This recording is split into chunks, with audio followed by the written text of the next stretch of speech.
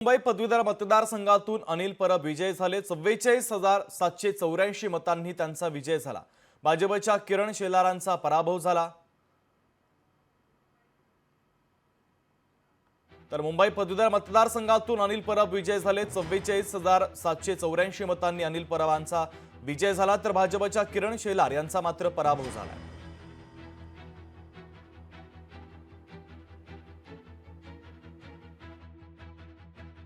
हा विजय 6व्यांदा शिवसेना मिळवते आणि बाळासाहेबांच्या आशीर्वादाने, उद्धव साहेबांच्या आशीर्वादाने, आदित्य साहेबांच्या मार्गदर्शनाखाली मुंबईतल्या तमाम शिवसैनिकांनी, महाविकास आघाडीच्या कार्यकर्त्यांनी हा विजय मिळवलेला आहे।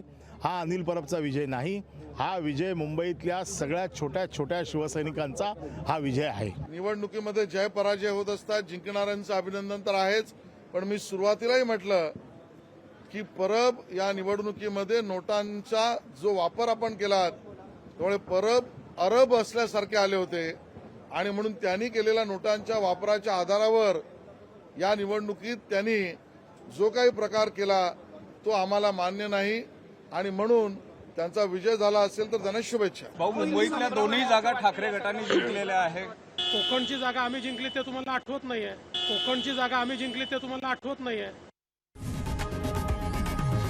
लोकशाही मराठी ऐका, पहा, जागरूक रहा।